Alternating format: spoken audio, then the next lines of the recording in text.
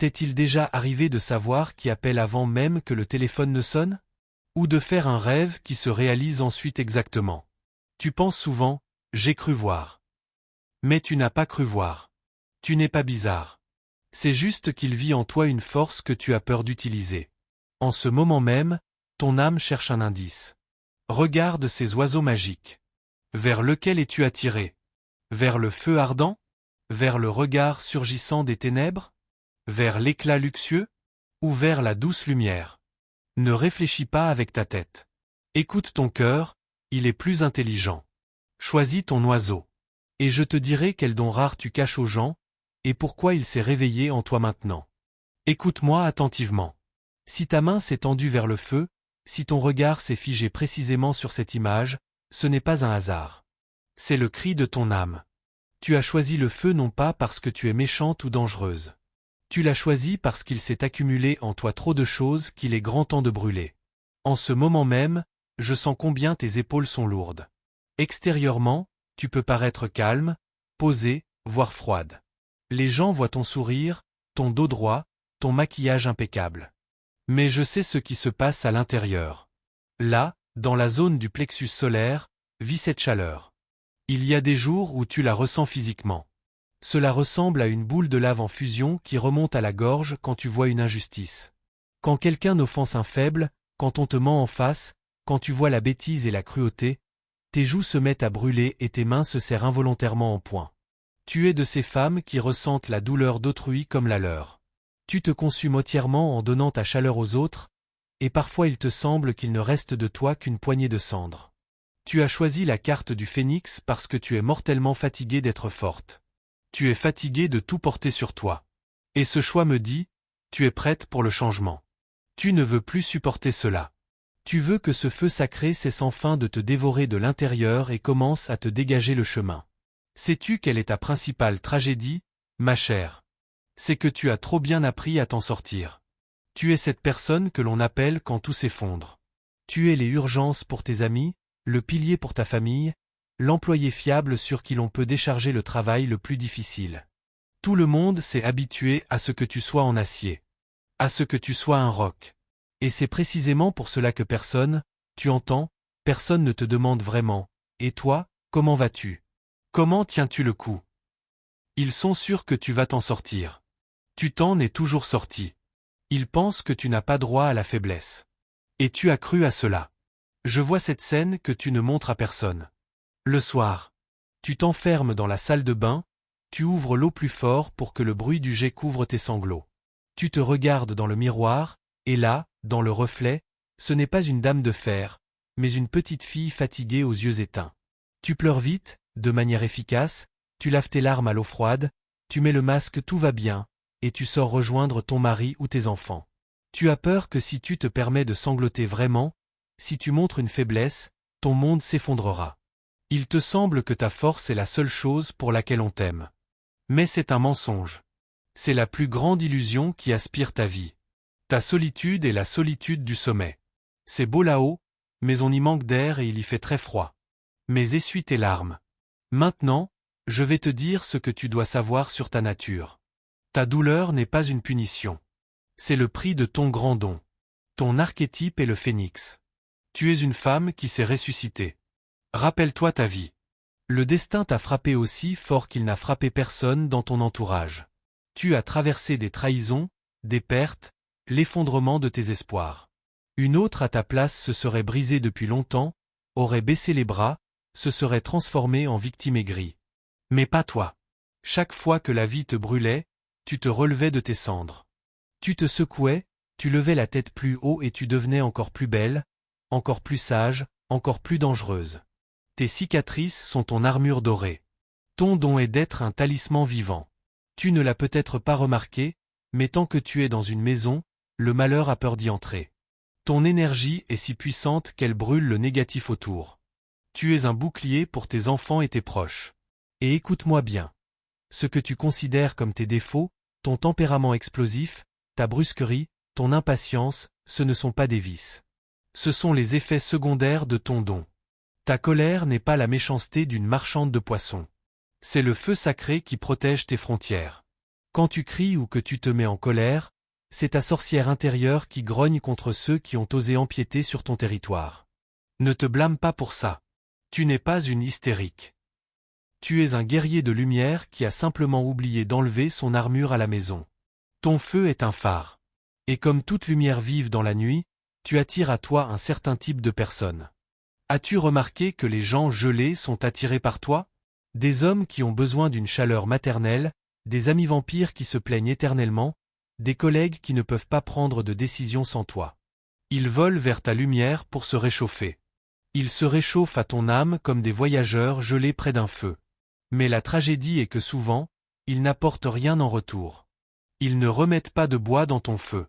Ils prennent et prennent simplement, jusqu'à ce que tu commences à ressentir ce froid terrible à l'intérieur, la sensation qu'on t'a bu jusqu'au fond. Tu tombes amoureuse de leur potentiel. Tu regardes un homme et tu penses, je vais le réchauffer, je vais lui insuffler la vie, et il deviendra un roi. Et tu brûles des années de ta vie à essayer d'allumer du bois humide. Ce n'est pas ta faute. C'est la nature du feu de vouloir réchauffer le monde entier. Mais tu dois comprendre. On ne peut pas réchauffer celui qui a choisi d'être de la glace. Mon cher Phénix. Il est temps de changer les règles du jeu. Ton feu a besoin de combustible. Mais ce combustible ne doit pas être thé à vie, thé à santé et TESNER. Assez de te brûler pour que les autres aient de la lumière. Assez de pleurer dans l'oreiller, de peur de montrer ta vulnérabilité. Ta force n'est pas dans le fait de supporter. Ta force est dans la capacité de transformer la réalité. En ce moment même, nous allons faire le premier pas. Nous allons cesser de porter ce fardeau du passé en nous. Le feu exige une purification. Tu as besoin de libérer de la place pour une nouvelle énergie, pour un amour qui donne, et non qui prend. Prends une profonde inspiration, ressens cette chaleur dans ta poitrine, et expire. Écris dès maintenant dans les commentaires le manifeste de ta liberté. Que ces mots deviennent l'incantation qui lancera le processus de ta purification. Écris. Je brûle le passé, que dans ce feu brûlent toutes les rancunes, toutes les trahisons, toute la douleur que tu as portée pendant des années. Laisse cela ici. Tu es prête à renaître pour une nouvelle vie heureuse. J'attends ton commentaire. Libère-toi. Tu n'es pas comme eux. Et tu le savais depuis ta plus tendre enfance. Pendant que les autres enfants jouaient et riaient, toi tu regardais. Tu regardais simplement avec tes grands yeux sérieux, pas du tout enfantins. Et les adultes détournaient le regard, parce qu'ils sentaient que cet enfant voyait clair en eux. Tu as choisi la chouette parce que tu as une allergie innée, presque physique, à la fausseté. Tu n'as même pas besoin d'écouter ce que la personne dit. Tu entres dans une pièce et tu captes instantanément si la personne émet quelque chose de faux ou non. Extérieurement, tu peux hocher la tête poliment, sourire, soutenir une conversation mondaine, mais à l'intérieur, une sirène se déclenche chez toi. Décris cette sensation, je sais qu'elle t'est familière. Cela peut être un bourdonnement soudain dans les oreilles, comme si les ondes étaient brouillées par des parasites.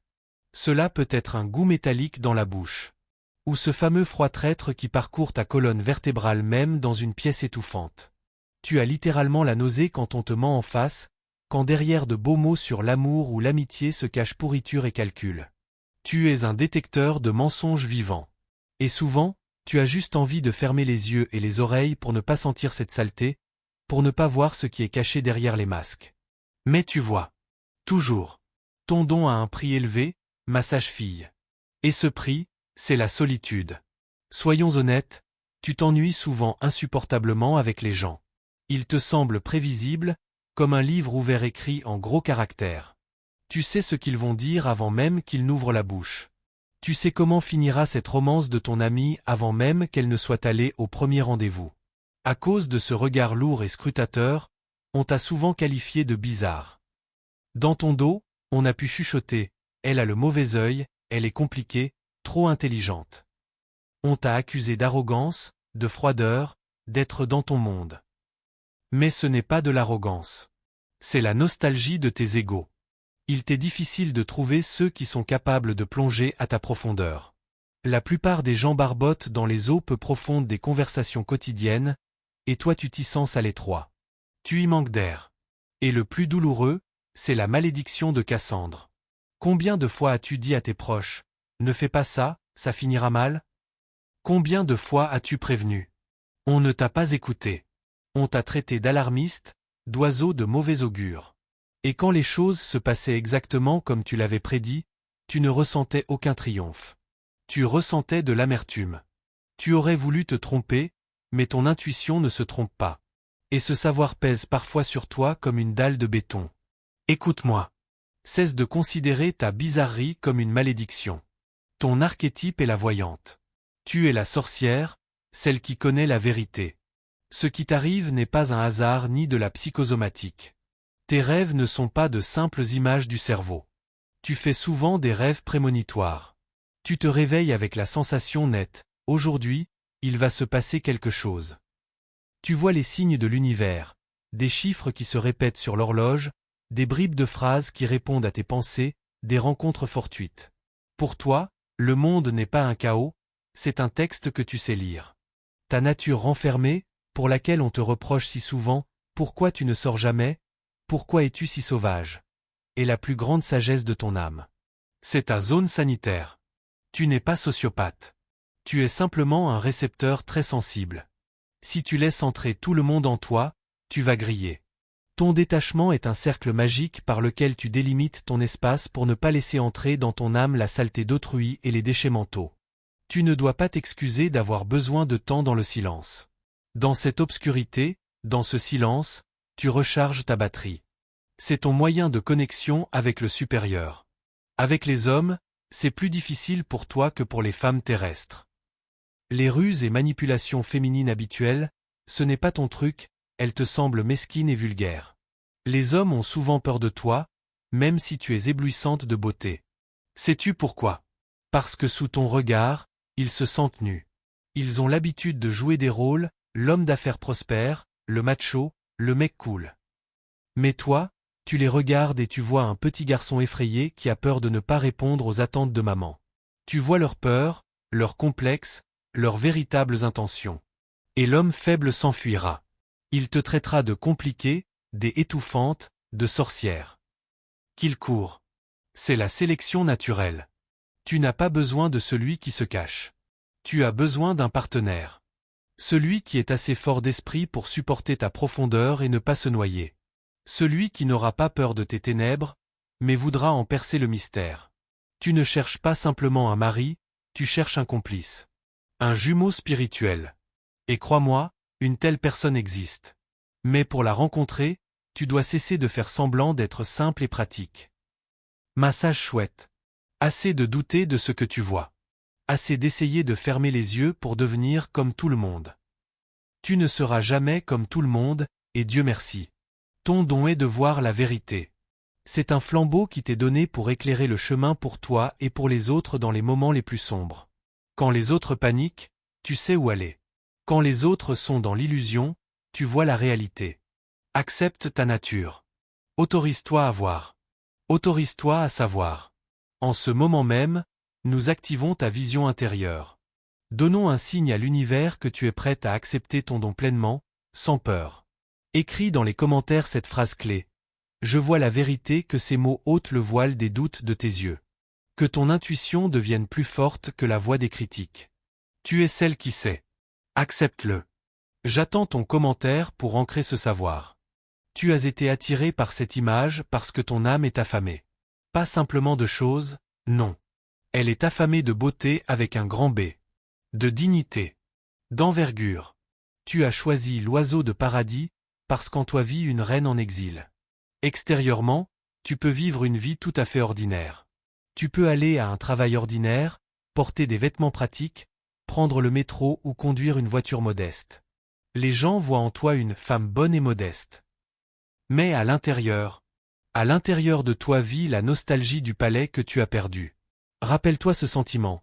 Tu entres dans un hôtel coûteux, où tu prends en main un objet en tissu de qualité, où tu sens simplement le parfum d'un prix élevé, et tout tremble à l'intérieur de toi. Ce n'est pas de l'avidité. C'est de la reconnaissance. Ton corps se souvient que tu es faite pour un autre niveau de vie. Mais maintenant, tu te sens à l'étroit. Tu es physiquement à l'étroit dans ton appartement, dans ta ville, dans ton budget actuel. Parfois, tu ressens cela comme une suffocation, comme si le plafond appuyait sur le sommet de ton crâne. Tu es comme un grand oiseau éclatant qu'on a mis dans une cage pour perruche. Tu essaies de déployer tes ailes, mais tu te cognes au barreau des circonstances. Tu es né pour briller sur scène, pour être au centre de l'attention, mais la vie t'a obligé à mettre une robe grise et à faire de la figuration. Et c'est ici que nous touchons à ton secret principal. Tu as peur de ta lumière. Tu baisses la mèche intentionnellement. Tu éteins ton éclat pour ne pas éblouir ton entourage, pour ne pas les agacer, pour ne pas te faire remarquer. Combien de fois t'es-tu surprise à penser « À quoi bon? C'est trop cher. Je m'en passerai ?» Tu achètes quelque chose de bien et tu ressens aussitôt une pointe de culpabilité. Tu caches les étiquettes de prix à ton mari ou à ta mère. Tu te justifies pour tes achats, c'était en solde, ça ne coûtait rien. Tu te fais pauvre pour qu'on ne te porte pas la poisse. Tu vis avec un constant syndrome de l'imposteur. Même si tu réussis, il te semble que c'est par hasard, que bientôt tout le monde comprendra que tu es une fausse. Tu t'interdis de désirer. On t'a inculqué que vouloir beaucoup, c'est honteux, qu'il faut être plus modeste. Et chaque fois que tu vois la vie luxueuse des autres sur les réseaux sociaux, tu ressens une piqûre douloureuse. Tu appelles cela de l'envie et tu t'en veux pour ça. Mais écoute-moi, ton envie n'est pas de la méchanceté. C'est la douleur de trahir ton potentiel. Tu vois chez les autres ce qui devrait t'appartenir par droit de naissance. Essuie tes larmes et redresse les épaules, ma reine. Il est temps de connaître la vérité sur ta force. Ton archétype est le mage de l'abondance. Tu es une femme portail. Tu possèdes la capacité innée de matérialiser les pensées. Tu es un aimant à argent, à chance et à opportunité. Rappelle-toi, quand tu veux quelque chose sincèrement, comme une enfant, et que tu te l'autorises, cela vient à toi tout seul. En cadeau, en prime, par une remise fortuite, une trouvaille. L'univers adore te gâter. Ton problème n'est pas que tu ne sais pas gagner d'argent ou qu'il n'y a pas d'argent. Ton problème est que tu as fermé ce robinet d'or par ton sentiment de culpabilité et ta peur. Tu as bloqué le flux. Ta soi-disant envie, c'est en fait ta boussole magique.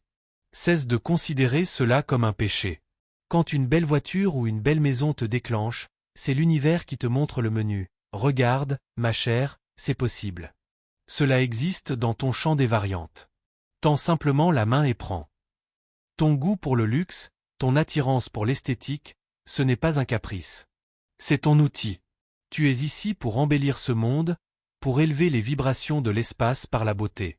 Ta mission est de montrer aux autres que la vie peut être une fête, et non un bagne.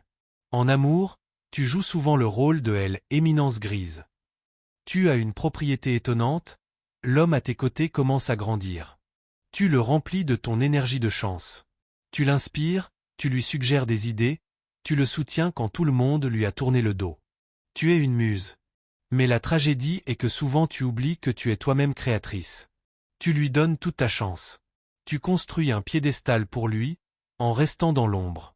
Tu penses, voilà, il va devenir riche et prospère, et alors on vivra bien. Mais il arrive souvent qu'après s'être élevé sur ton énergie, il oublie qu'il lui a donné des ailes. Ou bien tu cesses toi-même de le respecter, parce que tu sens qu'il n'est pas à ta mesure. Tu as besoin d'un homme empereur. Celui qui ne te demandera pas être plus simple. Celui qui déposera ce monde à tes pieds non pas parce que tu l'exiges, mais parce qu'il verra en toi sa reine. Mais pour qu'il vienne, tu dois toi-même mettre ta couronne, et non attendre que quelqu'un te la remette. Mon magnifique oiseau de paradis. Assez de te cacher dans la grisaille. Assez de t'excuser d'aimer le confort, l'or et la beauté. C'est ta nature. Essayer d'être modeste pour toi, c'est comme essayer de forcer une rose à devenir une marguerite. Ça ne marchera pas, tu vas juste faner. L'univers se tient à ta porte avec d'énormes cadeaux, mais la porte est fermée au verrou de ta culpabilité. Il veut tout te donner, dès que tu t'autoriseras à le prendre. L'argent est une énergie.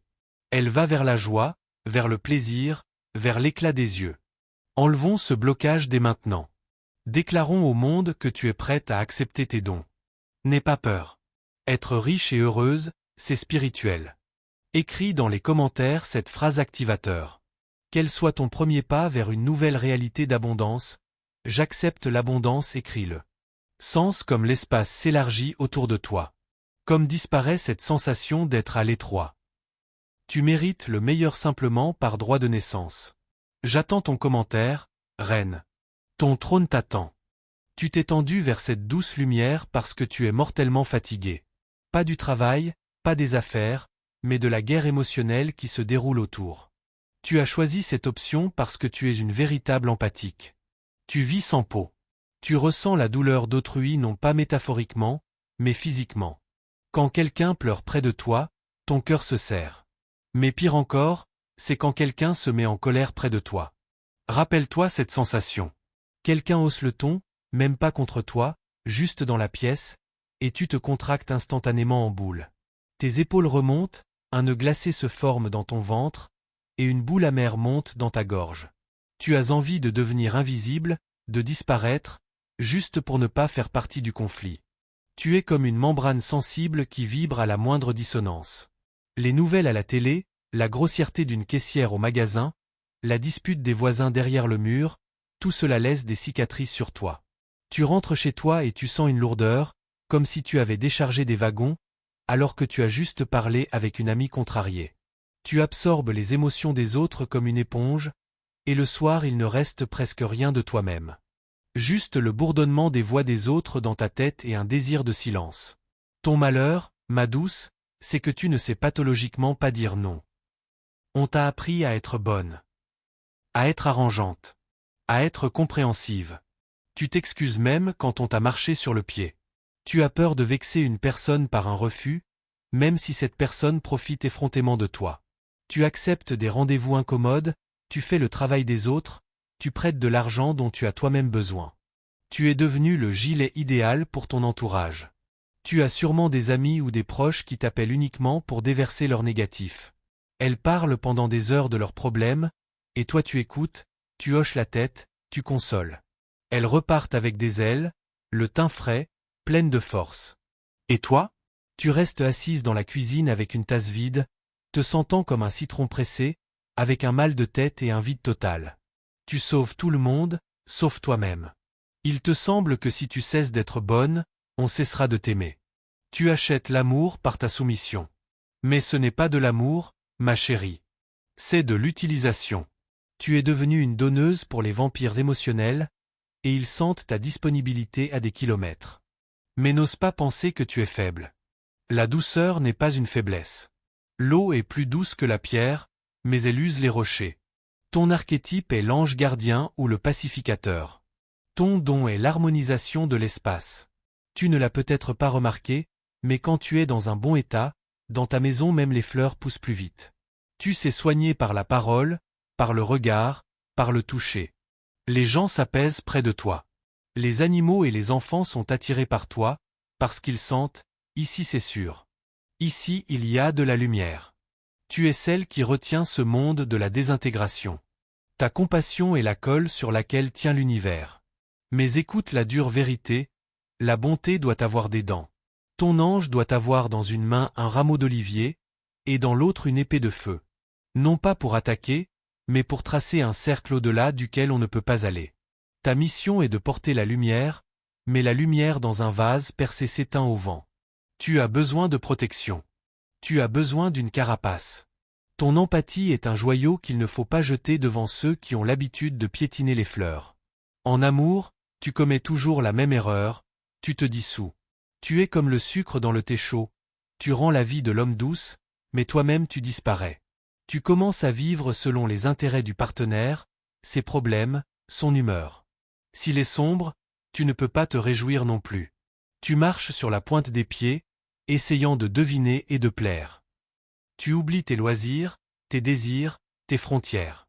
Ta leçon karmique est d'apprendre l'égoïsme sain. Retiens ceci, un puits vide ne désaltère personne. Si tu n'apprends pas à te mettre à la première place, tu vas simplement te dessécher. Et alors ceux que tu aimes t'en partiront chercher une autre source, en t'accusant d'être devenue ennuyeuse et fatiguée. L'amour de soi pour toi, ce n'est pas du luxe, c'est une mesure de sécurité. C'est une question de survie de ton don. Ma colombe lumineuse. Assez d'être de la nourriture. Assez de t'excuser d'exister. Ta lumière est trop précieuse pour la distribuer aux indignes, pour éclairer avec elle les poubelles des âmes d'autrui. Il est temps d'ériger les murs de ton temple. Non pas pour te fermer au monde, mais pour que dans ton temple brûle un feu pur et régulier que personne ne pourra souffler. L'univers veut te protéger, mais il attend ta permission. Il attend que tu déclares toi-même ton droit à l'intégrité. Installons dès maintenant un bouclier énergétique. Imagine qu'un cocon de lumière douce mais impénétrable t'enveloppe. Personne n'a le droit de boire ton énergie sans ta permission. Écris dans les commentaires l'incantation de protection. Aie ma lumière et sous protection, écris cela et sens comme tes épaules se redressent. Comme la peur s'en va. Tu es bonne, mais tu es forte. Et désormais personne n'osera t'offenser. Je suis avec toi. J'attends ton commentaire. Protège-toi. Écoute-moi attentivement. Maintenant que nous avons parcouru ce chemin, je veux te révéler le secret principal. Peu importe quel oiseau tu as choisi aujourd'hui. Peu importe si tu t'es reconnu dans le phénix furieux ou dans la douce colombe, dans la sage chouette ou dans le luxueux oiseau de paradis. Tout cela ne sont que des facettes de ton âme. Tu n'es pas une image plate. Tu es un cristal multidimensionnel. Aujourd'hui tu peux brûler les ponts comme le phénix, et demain soigner les âmes blessées comme la colombe. Le matin tu vois clair dans les gens comme la chouette, et le soir tu te permets de briller comme une reine. Ne te limite pas à une seule image. Accepte-les toutes. En toi vit un monde entier. Retiens ceci, la magie, ce ne sont pas des tours de passe-passe. Ce ne sont pas des bougies, ni des cartes, ni des incantations en latin. La vraie magie, c'est le courage d'être soi-même. C'est le courage d'être incommode pour ceux qui veulent t'utiliser. C'est l'audace d'être vivante quand tout le monde dort autour. C'est le droit d'être vrai, sans masque et sans simulation. Tant d'années tu as pensé que quelque chose ne tournait pas rond chez toi. Que tu étais trop sensible, trop émotionnel, trop compliqué. Mais je te le dis, tout va bien chez toi. Tu n'es pas bizarre. Tu es doué. Ce que tu considérais comme ta malédiction, c'est justement ton don. Simplement, tu as longtemps essayé de faire entrer ton âme sans limite dans les cadres étroits des attentes d'autrui. Ça suffit. Les cadres sont brisés. Si aujourd'hui tu as ressenti ce frisson de reconnaissance, si des larmes de soulagement te sont montées aux yeux, si tu as compris que tu ne veux plus dormir, alors tu t'es réveillé. Abonne-toi à cette chaîne. Ici, nous ne jouons pas à des jeux. Ici, nous construisons un cercle de force pour ceux qui se sont souvenus de qui ils sont vraiment. Bienvenue à la maison, toi qui sais. Je te vois. Je te connais. Et je t'attends dans les prochaines vidéos.